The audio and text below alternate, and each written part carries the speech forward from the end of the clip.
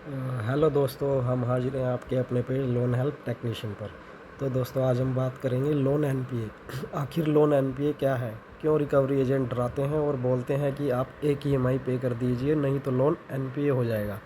NPA मतलब non performing asset, एक ऐसा लोन अकाउंट जिससे आप अब बैंक का कोई फ़ायदा नहीं हो रहा है। अब उनके लिए ये लोन अकाउंट घाटे का सौदा बन गया है। अगर आपके लोन अकाउंट में लगातार 3 महीने या 90 से 92 दिन तक कोई भी पैसा जमा नहीं होता है तो बैंक उस लोन अकाउंट को एनपीए कर देता है।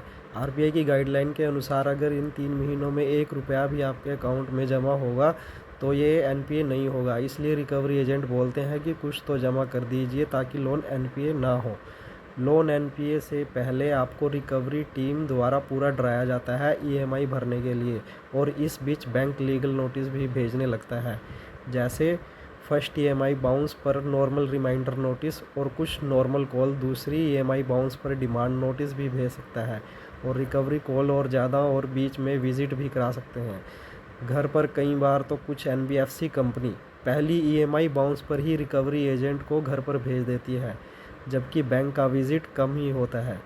तीसरी ईएमआई बाउंस पर होती है तो रिकवरी कॉल की लाइन ही लग जाती है। एक ही दिन में 50 से 60 कॉल तक कर ली जाती हैं, और विजिट का तो प्रोसेस चलता ही है।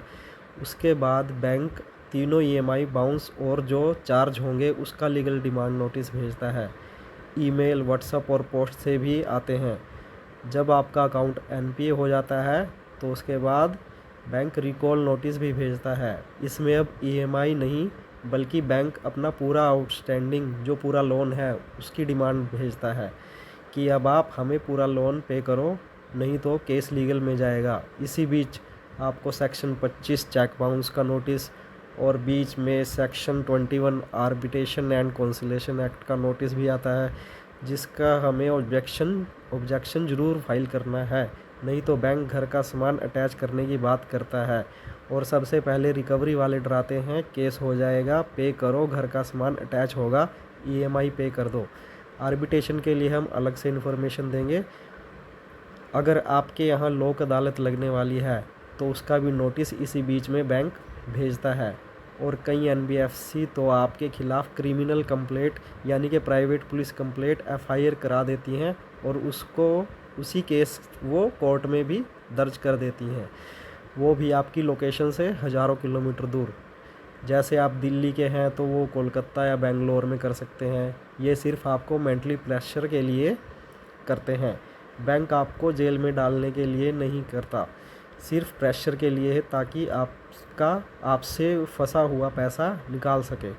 लोन एनपीए होगा फिर लोन राइट ऑफ होगा, और इसी बीच आपसे सेटलमेंट की बात चलेगी कि अगर पूरा नहीं भरना है तो सेटलमेंट करा के क्लोज़ कर दीजिए। आपके ऊपर है कि आपको लोन फोरक्लोज कराना है या फिर सेटलमेंट। कोई भी नहीं करवा सकता सेटलमेंट आपकी।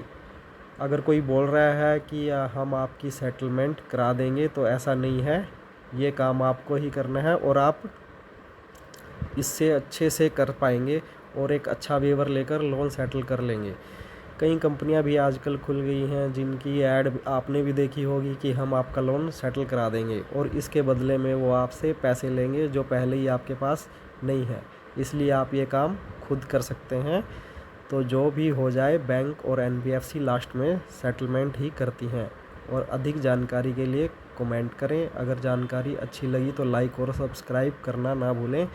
आगे भी हम आपको ऐसी इन्फॉर्मेशन वीडियो बना के देते रहेंगे, और कमेंट अगर करेंगे तो ज़रूर दिए जाएंगे उनके जवाब।